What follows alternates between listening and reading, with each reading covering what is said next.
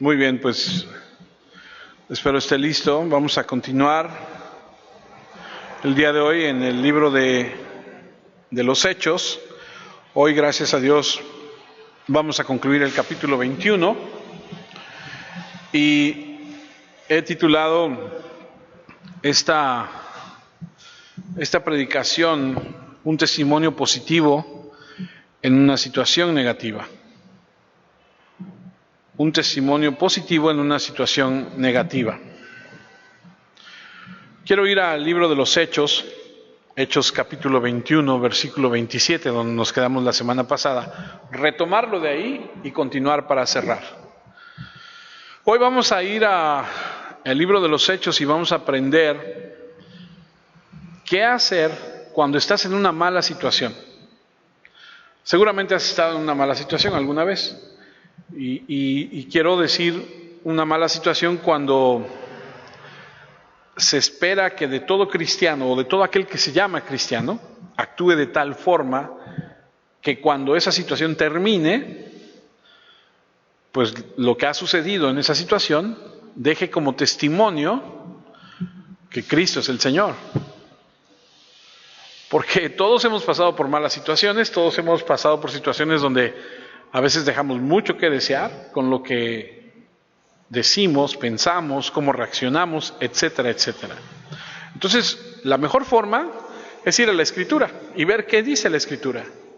Porque le puedo dar 100 consejos, no hagas esto, haz aquello, pero mejor vamos a la Escritura y veamos qué sucede en la vida de este hombre que estamos estudiando, que es Pablo. Hechos capítulo 21, versículo 27, retomo la Escritura donde nos quedamos la semana pasada. Y dice que cuando estaba por cumplirse los 7 días, algunos judíos de Asia vieron a Pablo en el área del templo, alborotaron a la multitud y lo agarraron. Para hacer un poco de contexto en lo que estamos estudiando, usted recuerda que Pablo está obedeciendo lo que le dijeron los líderes. Porque aprendimos que Pablo es un hombre humilde, que a pesar de ser el apóstol Pablo, a pesar de tener todas las credenciales posibles, habidas y por haber, él llega, da su reporte, por fin llegó a Jerusalén, entrega el dinero, presenta a los hombres que van con él acompañándolo, da su reporte y dice, esto es lo que ha pasado, esto es lo que tengo para reportar. Y los ancianos de la iglesia de Jerusalén, junto con el jefe de la iglesia, que en este caso es Santiago, el hermano del Señor, le dicen, tenemos un problema. Hay varias personas que han escuchado, no me acuerdo si dice miles, pero hay una gran cantidad de personas que han escuchado que tú andas predicando ciertas cosas en contra de nuestro estilo de vida o de lo que es la religión judía. Por lo tanto, te vamos a pedir que te lleves a estos 4 varones, hagas todo el ritual de purificación con ellos, les pagues todo lo que hay que pagar para los rituales, porque había que pagar por los animales que había que sacrificar, etcétera, etcétera, que te purifiques y así a lo mejor puedan ver que no es como ellos piensan. Por eso es que empieza diciendo cuando estaban por cumplirse los 7 días, porque ese procedimiento tardaba 7 días, el de purificarse, el de hacer todos los rituales, dar todas las ofrendas. Y entonces vemos que aquí está Pablo en el área del templo, alborotan, lo ven los judíos, alborotan a la multitud y lo agarran. Ahora, en la vida de Pablo, que hasta el momento siempre ha sido un hombre libre, solamente hubo una ocasión anterior a esta, que fue allá en Filipos, donde estuvo en la cárcel, ¿se acuerdan? Y que Dios determinó que no era el momento que Pablo estuviera encarcelado, porque ese no eran los planes de Dios, y ese es algo muy importante que tenemos que recalcar. Cuando no es el tiempo de Dios para nuestras vidas, amados hermanos, no es. Y no va a fructificar ningún plan. Porque Dios hizo temblar la tierra, se rompieron las cadenas, se abrieron las puertas para que Pablo saliera de la cárcel. ¿Se acuerdan? E incluso el carcelero se llegó a los pies del Señor, ¿no? Incluso el carcelero fue alcanzado para la gloria de Dios. Entonces, No es el momento, bueno, no fue en aquel momento, en este momento lo sujetan, lo tienen agarrado, y aquí se va a convertir en lo que vamos a conocer como Pablo prisionero de Cristo. Y ante esta situación nueva, Pablo va a presentar 6 defensas, es decir, va a presentar 6 maneras de defender su punto. De manera para que podamos tener una imagen concreta de todo lo que va a pasar de aquí en adelante. Vamos a ver las 6 defensas. La primera defensa va a ser ante la muchedumbre, que en este caso es lo que está sucediendo aquí. La gente, y ahorita vamos a ver más o menos cuántas personas pudieron haber estado ahí. La segunda defensa, ante el concilio, que es a donde lo van a llevar. La tercera y cuarta, ante los gobernadores que son Félix y Festo. La quinta va a ser ante el rey, y por última, ante los judíos. También están involucradas 3 ciudades, porque a partir de este momento Pablo va a estar prisionero y lo van a llevar de un lugar a otro y a otro. Empieza en Jerusalén, Cesarea, y va a terminar en Roma. El resultado es que va a estar acusado, absuelto, y por último va a estar en espera de juicio. Y en cada caso se defiende. Y por supuesto lo usa, escuche bien, como una oportunidad para presentar nuevamente la verdad que él tanto ha proclamado con fidelidad durante tanto tiempo en su ministerio.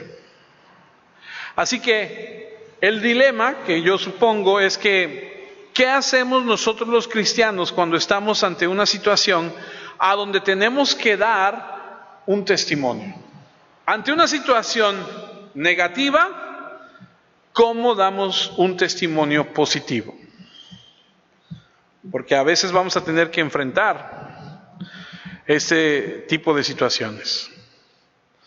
Ocurre un desastre, todo el mundo te observa para ver si tu fe es buena o no, y cómo das ese testimonio positivo en una situación negativa. Como les dije al principio, una buena manera de hacerlo es ver qué hizo este hombre, el apóstol Pablo. Él tomó con mucha sabiduría las decisiones que tomó para convertir esa situación negativa, aprovecharla y convertirla en algo positivo.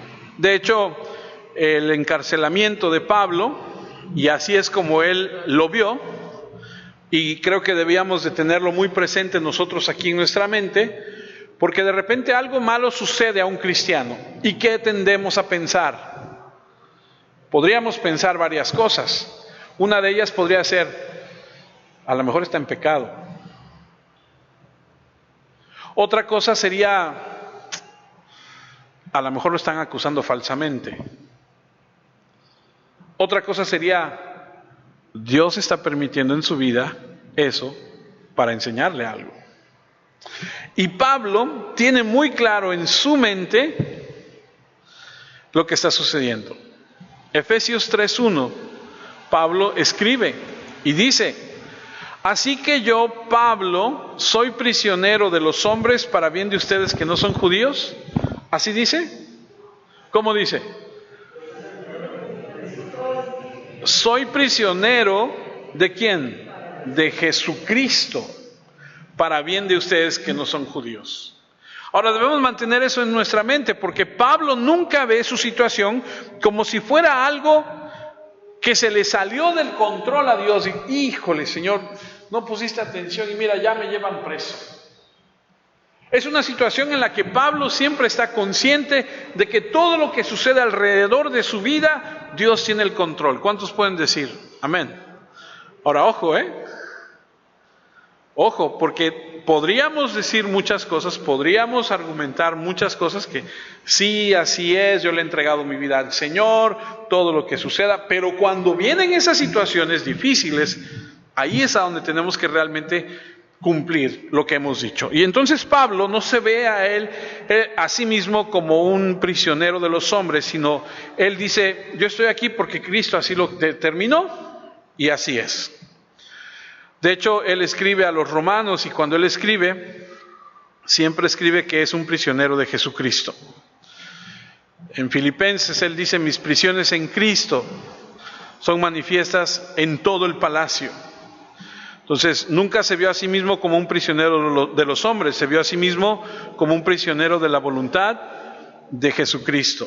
Y en consecuencia, su encarcelamiento no representó nada más que un nuevo ministerio. Ojo, escuchen esto. El ministerio de Pablo, a partir del encarcelamiento, no fue el fin de su ministerio, sino el inicio de otro ministerio. Fíjense lo que dice Filipenses 4:21. Filipenses 4:21 dice: saluden a todo el pueblo de Dios en Jesucristo. Los hermanos que están conmigo también les mandan saludos. Todo el pueblo de Dios los saluda. En especial, ¿quién? Los que están al servicio del emperador. Nosotros ya estudiamos esto. Nosotros ya estudiamos que en Filipenses la carta está dirigida a ellos, Pablo desde Roma, diciéndoles: estoy en la cárcel, tengo a un pretoriano, un soldado de la alta escuela de los romanos, 724 conmigo, y les predico a ellos y a todos los que viven en la casa del emperador. Por eso dice: les saludan especialmente todos los que están al servicio del emperador. ¿Por qué? Porque a todos ellos ya les predicó. ¿Qué pasó con él? La situación que pudo él experimentar en ese momento de me van a llevar preso, no fue más que el inicio de un ministerio nuevo. No fue más que el inicio de algo que él estaba ahora redireccionando. Ya no puedo ir libremente de aquí para allá, pero todos los que estén junto a mí, todos los que estén cerca de mí, van a escuchar que Dios tiene un propósito para ellos. Cuestión de ganar a las personas para Cristo que estaban disponibles para ser alcanzadas desde la prisión. Y por eso nunca su encarcelamiento tuvo algo que ver con los hombres. Siempre fue Dios el que así lo dispuso. Y Dios lo usa para dar un testimonio glorioso, un testimonio positivo en cada uno de sus juicios, aunque todas las situaciones negativas estaban alrededor.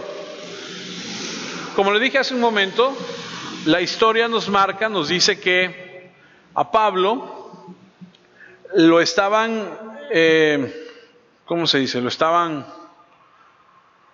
cuando mienten de una persona, se me fue la palabra, lo estaban calumniando, gracias, porque decían que él estaba predicando cosas que él no había dicho, que él hablaba contra las costumbres judías y que estaba en contra de todo lo de la ceremonia, la tradición, y obviamente vemos que eso no es cierto. Pablo mismo era todavía muy judío, porque él está guardando la fiesta del Pentecostés, asiste a la sinagoga los sábados.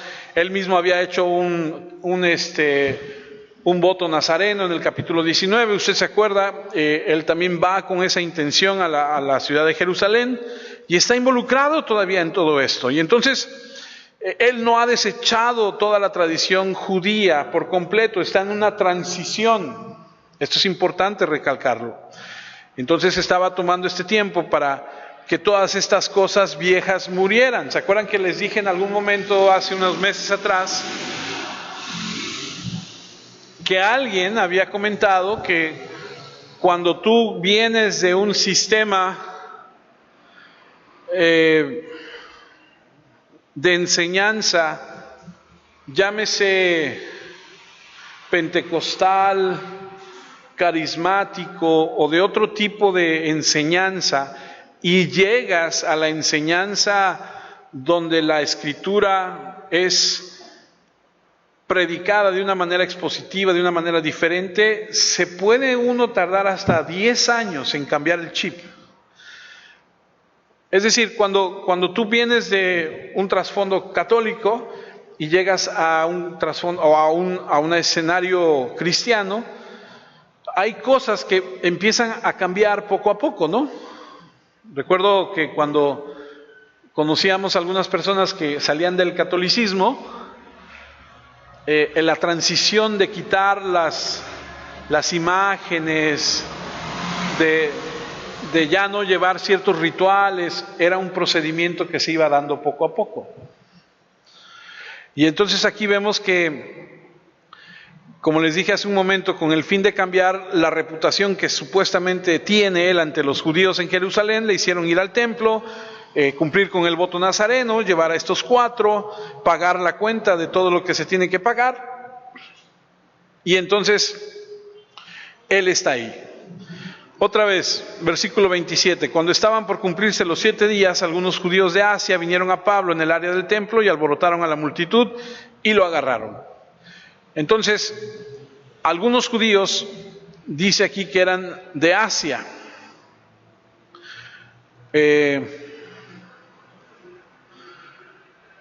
Hay algún comentario que estaba estudiando que dice que le reconocieron. ¿Cuántos años pasó Pablo en Asia? Más o menos unos 3 años. Estuvo allá en Éfeso. Y en esos 3 años tuvo un efecto dramático. Estableció una iglesia ahí en ese lugar. Empezó en la sinagoga, terminó en una escuela de un maestro tirano, ¿se acuerdan? O sea, a lo que voy es que cuando de repente estas personas voltean y lo ven, dice la Escritura, estos eran de Asia también. Entonces nos marca que lo reconocen de allá. ¿Y por qué lo reconocen? Lo reconocen porque Pablo hizo un alboroto allá. Porque no pasó desapercibido. Porque un día se metió a la sinagoga, predicó el evangelio, la gente creyó y de ahí se fueron a otro lado. Y como aprendimos cuando estábamos en ese punto del libro de los Hechos, de ese lugar salieron para predicar a muchos otros lugares. De las iglesias que hablan la Escritura en Apocalipsis, que dice de las 7 mensajes a las iglesias, esas iglesias fueron establecidas por esta gente. Entonces hubo algo tan fuerte, tan grande, tan tremendo caos en esa sinagoga, que Pablo no pasó desapercibido. Que de repente voltearon y dijeron, aquí está. El versículo 28 dice, gritaban, israelitas, ayúdennos. Ese es el que está enseñando en todas partes contra nuestro pueblo, contra la ley y contra este lugar. Y ahora ha traído a algunos griegos al área del templo, contaminando este lugar santo. Decían esto porque habían visto antes en Jerusalén a Pablo con, ¿cómo se pronuncia este nombre?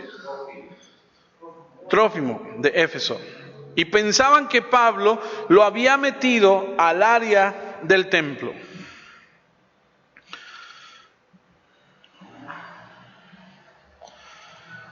Solo déjeme. Ok, ya.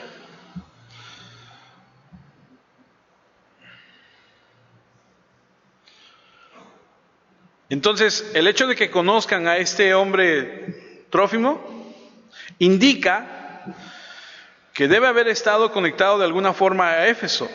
Y el hecho de que estaban tan tensos con Pablo indica que podrían haber sido parte de esa sinagoga en Éfeso, que cuando Pablo llegó, dividió. Entonces esta gente del templo o de la sinagoga de Éfeso se quedó con eso, lo encuentran en Jerusalén, lo encuentran en el templo y entonces empiezan a hacer un gran alboroto. Un motín. Versículo 28 otra vez, gritaban, israelitas, ayúdennos. Este es el que está enseñando en todas partes contra nuestro pueblo, contra la ley y contra este lugar. Y ahora ha traído a algunos griegos al área del templo, contaminando este lugar santo. Ahora, ojo, gritaban, israelitas, ayúdennos a atrapar a Pablo. Los historiadores dicen, ya lo hemos dicho en algunas ocasiones, que en esta época del año llegaban a Jerusalén, y Jerusalén era conocida en esa época del año como la ciudad de las tiendas o de las carpas, porque llegaban cerca de 2 millones de personas. Imagínate que lleguen 2 millones de personas a Córdoba. Se hace un caos. Se hace un caos con la basura, se hace un caos con el tráfico, se hace un caos con la comida, se hace un caos con todo, ¿Usted ha ido a la Ciudad de México? Hasta donde yo me quedé eran 22 millones. ¿Julio sigue así? Más o menos, 22 millones de personas. Imagínate que de repente llegaran 2 millones de personas a la ciudad y dices, no hay hoteles, no hay posadas, no hay lugar donde se queden, y entonces dicen, pues fácil, como ha pasado en la Ciudad de México, que de repente llegan y dicen, ¿dónde nos vamos a instalar? Pues nos vamos a ahí frente al Palacio Nacional, el Zócalo, y ponen todas sus tiendas de campaña y todo, y se hace un caos. 2 millones de personas visitando el lugar. Imagínate que de repente, dentro de toda esa muchedumbre, de repente unos hombres se levantan y dicen, ¡ayúdennos! Pues todo el mundo dice, ¿qué está pasando?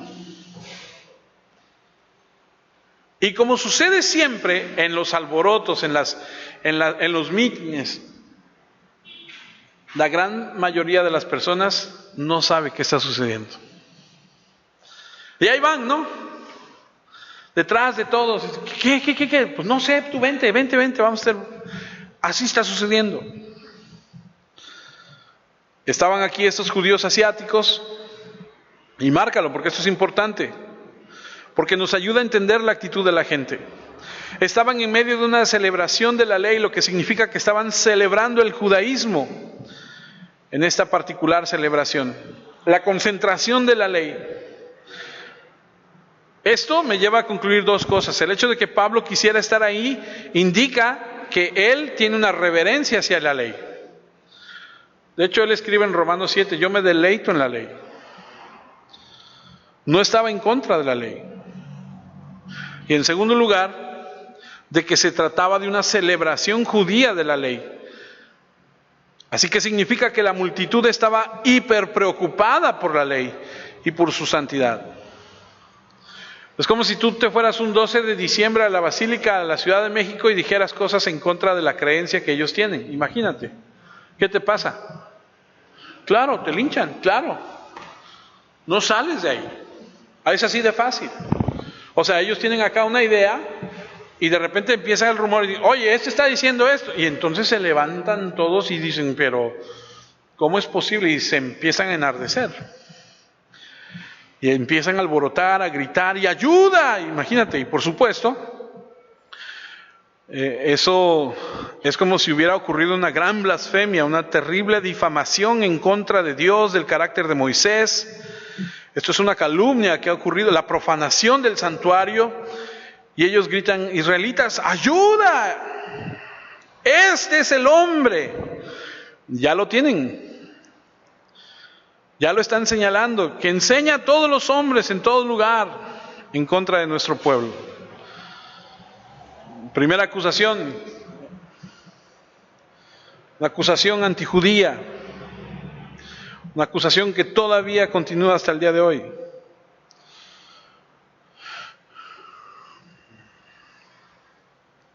El pueblo judío nunca ha podido vivir con el hecho de la conversión de un judío a Cristo. Porque la persona judía se asocia su religión y su raza. Y lo tienen arraigado históricamente. Para ellos aquí no cabe la posibilidad de separar esas 2 cosas.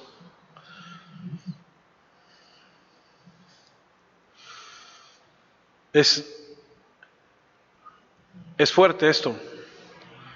El otro día hablaba con una persona y me decía, pues sí, homosexual, pero católico. Así como que, ¿cómo? O sea, es algo arraigado dentro de las personas, dentro de ellos, de crianza. Es algo así. Algo indivisible, no se puede separar. Dijeron, este habla contra la ley, contra este lugar.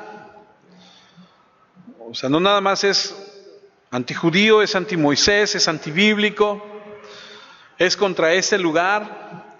Y luego añaden, ha traído a algunos griegos al área del templo, contaminando este lugar santo. Y esa es una acusación muy fuerte. El versículo 29. Decían esto porque habían visto antes en Jerusalén a Pablo con Trófimo de Éfeso y pensaban que Pablo lo había metido en el área del templo. Ahora vamos a ver el templo, porque es importante entenderlo. Este es el templo del que están hablando. Lo hemos visto en otras ocasiones. Este templo es bastante grande. Se dice que en esta época del año, en este espacio de aquí, es a donde vendían los animales para el sacrificio. Es a donde Jesús llegó y volcó las mesas y hizo un látigo y los sacó del templo y les dijo, aquí estaba el negocio de los sacerdotes. Porque los sacerdotes le decían a la gente que vendía los animales ahí, te voy a dar un espacio tipo tianguis, va pronto. Te doy tanto por tanto y tú me das una lana y vende tus animalitos. Ándale, que Dios te bendiga, ¿no? Así era como funcionaba el negocio. Por eso es que Jesús los echa de ahí. Ahora, en este espacio puede entrar cualquiera. Si esto estuviera hoy todavía, no está, solamente hay una parte del muro. Si esto estuviera hoy en día, nosotros podríamos ingresar a este lugar. Es un área bastante grande, dicen algunos historiadores que podrían haber, pues no sé, a lo mejor unos 20,000 personas podrían haber tenido cupo en este lugar. El lugar que está aquí es un lugar, este espacio que tenemos aquí nos describe todo esto. Hay un lugar para el patio de las mujeres. El patio de las mujeres, solamente las mujeres podían llegar hasta ese punto. Es decir, ustedes como mujeres podían entrar al templo, cruzar todo este patio y llegar hasta este punto. Después iba a seguir el lugar donde están los hombres, es decir, los hombres judíos podían atravesar, pasar por el área de las mujeres e ir más adentro todavía. Después está el lugar de los sacerdotes y luego está el lugar del sumo sacerdote. Ahora, estaba yo leyendo acerca de esto y fíjense, hay dos fechas. La primera es 1871 y la otra es 1935. En ambas se descubrieron, los arqueólogos descubrieron, letreros que decían, ningún hombre de raza extraña debe entrar dentro de las barricadas que rodea el templo. Si alguien es sorprendido en el acto, que sepa él mismo tiene la culpa de la pena de muerte que sigue. Entonces, para el judío, que alguien cruzara de este espacio hacia acá, tenían letreros, que si alguien que no era judío cruzaba, lo mataban. Ahora, lo interesante de esto, y esto era para mantener separada la religión gentil de la de ellos. ¿Usted sabe por qué los judíos no comían cerdo, no comían ciertos animales? ¿Sabe por qué? Pero ¿qué intención tenía?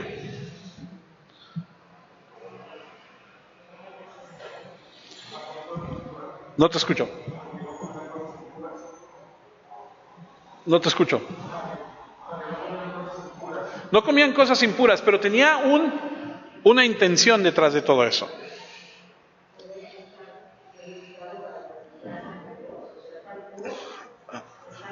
No. La intención de la ley dietética de parte de Dios para el judío fue, la intención detrás de todo eso fue, no te mezcles con otros. ¿Por qué? Porque si yo te invito a mi casa y te sientas a comer conmigo y compartimos los alimentos, en ese momento todo mundo se relaja, todo mundo se abre. Hay ese momento de compartir, de hacer esa unión. Y entonces Dios dijo, no hay. Entonces tú dices, oye, te invito a mi casa. Es que yo no puedo comer eso. Y tú no puedes venir acá porque nosotros, entonces hubo una barrera, no se permitía, no se mezclaban, no se casaban con otros, una serie de cosas que ya conocemos. Y ahí decían, ustedes no pueden pasar, no tenemos nada que ver con ustedes, no queremos que traigan el sistema de ustedes y que nos mezclen con todo esto. Pero lo curioso de todo esto, si me permite, es que en todo caso, si es que hubiese sido así, el que tendría que morir sería el gentil, no Pablo, el judío. No sé si me explico. Porque la acusación es hecha directamente hacia Pablo. Pero, a ver, espérame, pero Pablo es judío. O sea, él no está violando ninguna ley. En todo caso, el que va a morir por haberse metido a un área donde no debe estar es el gentil. Pero están acusando a Pablo. Hechos 21:30, toda la ciudad se alborotó, corrieron, agarraron a Pablo, lo arrestaron fuera del área del templo y cerraron inmediatamente las puertas del templo. Así como diciendo, aquí no entra nadie ni sale nadie, ¿no? O sea, querían sangre. Curioso, porque querían sacarlo de ahí para poder seguir adorando a Dios mientras mataban al ungido. Curioso porque lo mismo pasó con Jesús. O sea, mientras ejecutaban al Mesías, querían asegurarse de no violar el sábado. O sea, somos muy religiosos, tan religiosos, que te vamos a matar por haber violado el sábado, que te vamos a matar por haber metido a uno que no es judío, y vamos a seguir adorando a Dios. O sea, fíjate a qué nivel llega el fanatismo, la religiosidad, el pecado, ¿no? Por eso Jesús les dijo, ustedes por fuera son una cosa maravillosa, pero por dentro están podridos. Afortunadamente, en la gran providencia de Dios, la vida de Pablo aún no había terminado, porque Dios tenía algunos días para extender todavía su ministerio. Versículo 31, estaban a punto de matarlo cuando el comandante del ejército romano en Jerusalén se enteró de que habían agitado en toda la ciudad. De que había agitación en toda la ciudad. Entonces fue de inmediato, junto con algunos capitanes y soldados, a donde estaba la gente. Por favor, regrésate 2. Más. Ahí. ¿Cómo fue de inmediato? Es muy sencillo, ahí está. La fortaleza Antonia, que es esta, es el cuartel de los soldados romanos. Ojo, no tiene que venir corriendo hasta la puerta para llegar aquí. Tienen unas escalinatas aquí. Entonces, ellos desde aquí, mira, la historia nos marca que para el Imperio Romano, ellos invadían un lugar, lo conquistaban y ponían gente a gobernar en ese lugar y les decían, sigan adelante con su vida.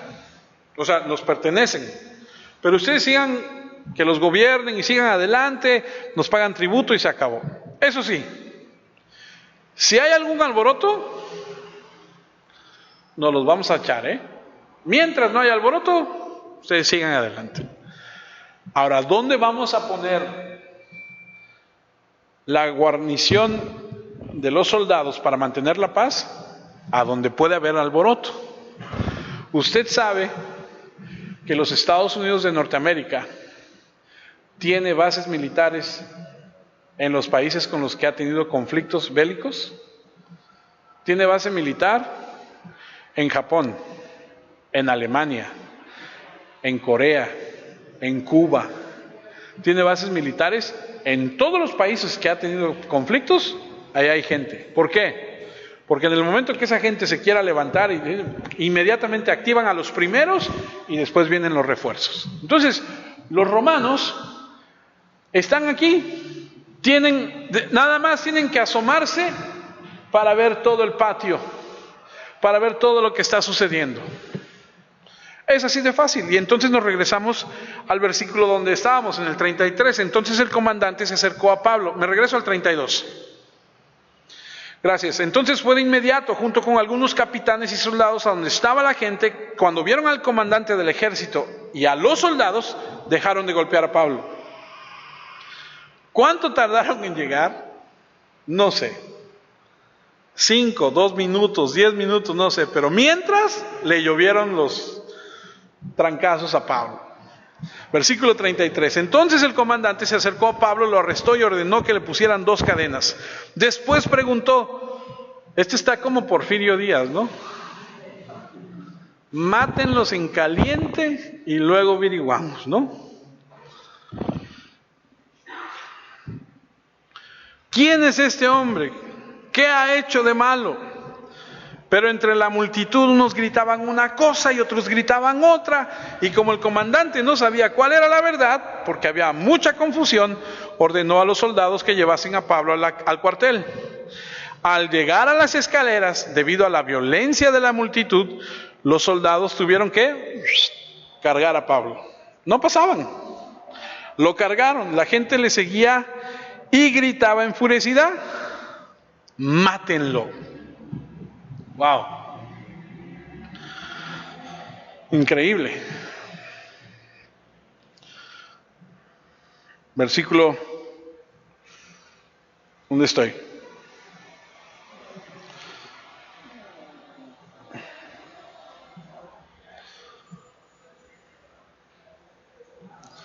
Ok, déjeme explicarle.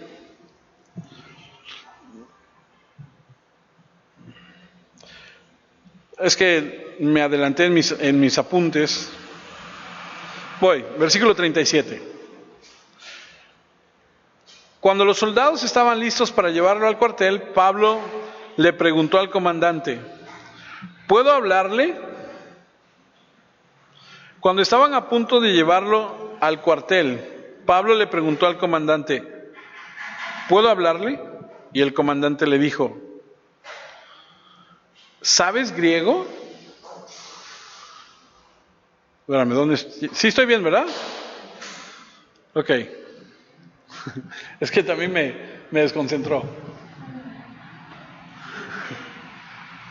Cuando los soldados estaban listos para llevarlo al cuartel, Pablo le preguntó al comandante, ¿puedo hablarle? Y el comandante le dijo, ¿sabes griego? Entonces asumimos que lo dijo en griego, ¿no? ¿Por qué le pregunta, ¿sabes griego? El griego era como el idioma de la gente intelectual. El griego, el que sabía griego era una persona preparada. Entonces está sorprendido porque en su mente pensó que Pablo era un agitador rebelde, común. Incluso tenía la idea de quién era, porque en el versículo 38 dice, entonces no eres el hombre que yo pensé que eras, creí que eras el egipcio que comenzó una revuelta hace un tiempo y se llevó al desierto a 4,000 terroristas. ¿Usted ha escuchado hablar de Josefo? Josefo es un historiador que nos narra todos estos hechos acerca de este egipcio que consiguió, usted sabe, usted conoce la palabra sicario, de ahí viene, de estos 4,000 asesinos que se le unieron a un egipcio. ¿Saben qué hacían? Tomaban un puñal, se lo metían entre las ropas y en estas fechas de tanta gente, iban caminando entre la gente y de repente le decían, discúlpame, pero guárdame esto. Mataban a la gente, se escondían el puñal y se metían entre la multitud y así mataban y mataban y mataban y mataban gente. Entonces era una situación caótica, imagínate. No puedes salir a la calle, no sabes quién va a ser un sicario. Como ahorita, ¿no? Estás sentado junto a uno y no sabes ni quién es, ¿no? Y entonces este hombre le dice, yo creí que tú eras el egipcio que comenzó una revuelta hace un tiempo y que se llevó al desierto a 4,000 terroristas. Bueno, este egipcio, por supuesto, era un antijudío que tenía esta banda de gente que hacía todas estas situaciones, esos asesinatos. Y entonces está sorprendido porque Pablo le habla en griego. Versículo 39, Pablo dijo: no, yo soy un judío de Tarso de Cilicia y ciudadano de una importante ciudad. Permítame hablarle al pueblo. Y aquí podemos ver que pues Pablo saca sus credenciales, le habla en griego a este hombre. Pablo siempre va a tener ¿cómo decimos en español? Un as bajo la manga. No despliega todo lo que sabe desde el inicio. Con saca la manga del griego y lo saca de balance. Y entonces dice: yo pensé que eras otra persona, pero veo que eres preparado. Cuando va ante otra defensa, va a sacar otra.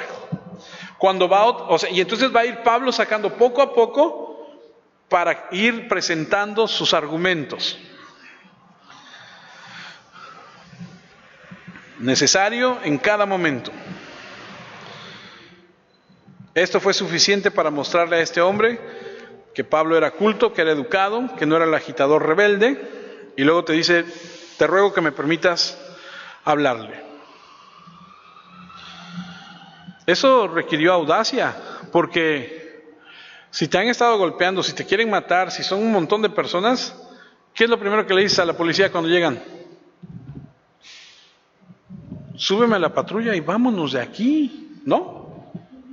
O sea, vámonos allá en el cuartel, te explico, ¿no? Pablo dice: Cate, nene, déjame hablar. Versículo 40, el comandante lo dejó hablar. Pablo se puso de pie en las escaleras e indicó con la mano que todos guardaran silencio. Cuando se callaron, Pablo les habló en arameo.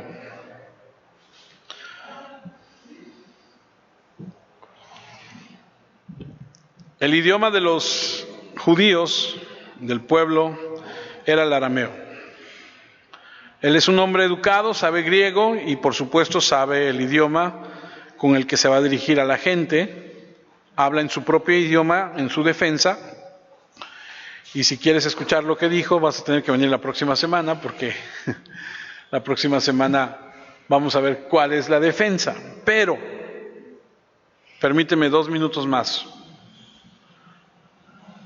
¿Cómo convertir una situación negativa en un testimonio positivo? Lo primero que haces son 2 cosas. Lo primero que haces es aceptar la situación como de parte de Dios. Soy prisionero de Jesucristo. ¿Se acuerdan de esta escritura? Hechos 20:24. No me importa mi propia vida, lo más importante es que yo termine el trabajo que el Señor Jesús me dio, dar testimonio de las buenas noticias acerca del generoso amor de Dios. ¿Se acuerdan? ¿Se acuerdan por qué? Porque le dijeron: ¿de quién es este cinturón? El dueño de este cinturón va a sufrir esto. Y se amarra las manos y se amarra los pies y dice: al dueño de este cinto, esto es lo que le van a hacer. Y entonces cuando Pablo ve que la gente empieza a golpear, que llegan los soldados, que le ponen las cadenas, ¿qué dice? Dios mío, ¿por qué? No, ¿qué dice? Yo ya sabía, ya me lo habían advertido. Yo ya había dicho que no importa mi vida. Yo ya había declarado que lo que venga lo voy a aceptar. Entonces, lo primero que haces ante una situación difícil es aceptar que viene de parte de Dios.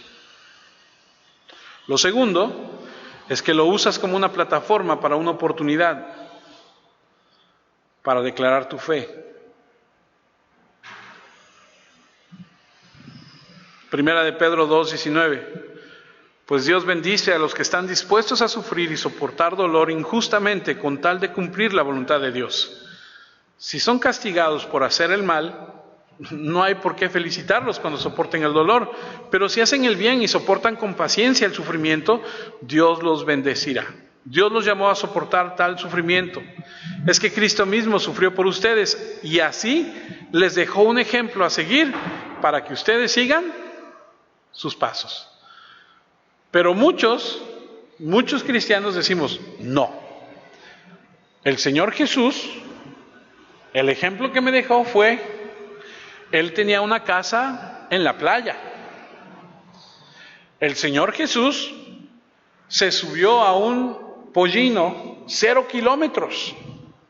Entonces yo tengo que tener una casa en la playa, yo tengo que tener un carro 0 kilómetros. El Señor Jesús hizo esto, a ver, espérame. El ejemplo que nos dejó a seguir, para seguir sus pasos, es soportar el sufrimiento al que Dios le llamó. Así que la próxima vez que le prediquemos el Evangelio a alguien, digámosle, mira, el Evangelio en Cristo te va a costar todo, tu vida, todo, dinero, amistades, todo, pero vas a ganar la vida eterna. La gente te va a menospreciar, la gente te va a odiar, te va a dejar de hablar, ya no te van a invitar a los 15 años, ya no te van a invitar a los bautizos, ya no vas a poder esto, ya no aquello, aquí, allá, y todo eso, pero vas a ganar la eternidad. Bueno, la vida eterna con Cristo, porque eternidad vas a tener, ya sea en el infierno o con Él.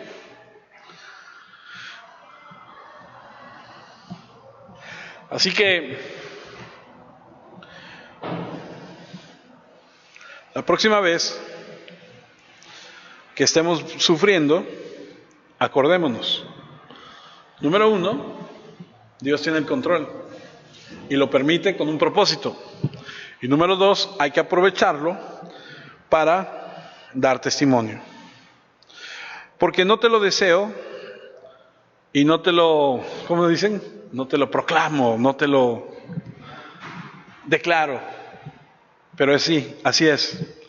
Va a haber momentos en nuestras vidas donde vamos a pasar por situaciones muy difíciles. Cuando perdamos a alguien que amamos, cuando nos traicione a alguien que amamos, cuando nos pase algo difícil, tienes 2 situaciones. Una, decir, Señor, tú me estás enseñando algo, ayúdame. Y 2, dar testimonio de lo que Dios ha hecho en tu vida.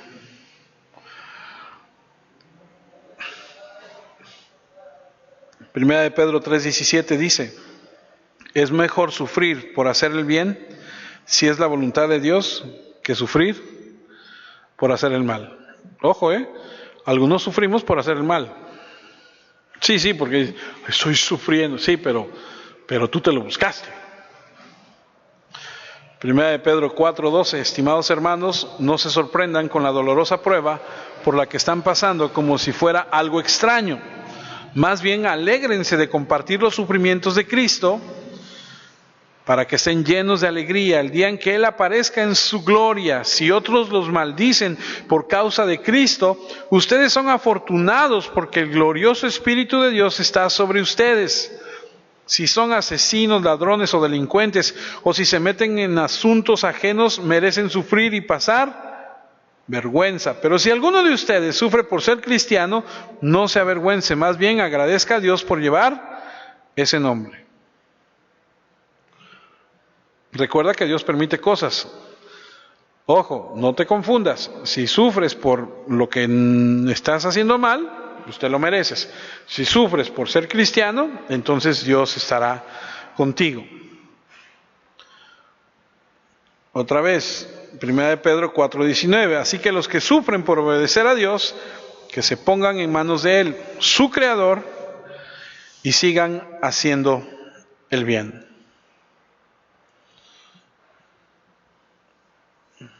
¿Ok? En una situación negativa, tenemos que pensar en esto. Pensar que hay 2 cosas. Aceptas la situación dada por Dios y lo usas para crear una plataforma para dar testimonio de Él. Así es como tomamos una situación negativa y la convertimos en una situación, en un testimonio positivo. ¿Ok? Muy bien, oremos.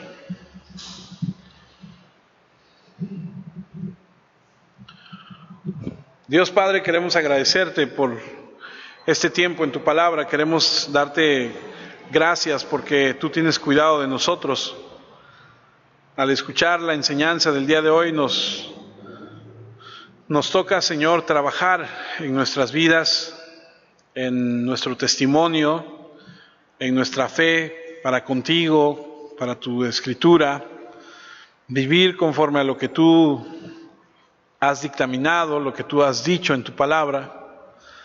Te doy gracias porque podemos compartir esto y podemos aprender, madurar y crecer. Te pido en Cristo Jesús, nuestro Señor y Salvador, que cada uno de los que escuchemos estas palabras podamos atesorarlas y vivirlas. Infunde en cada uno de nosotros ese deseo. Te lo pido en Cristo Jesús. Amén, Señor. Amén.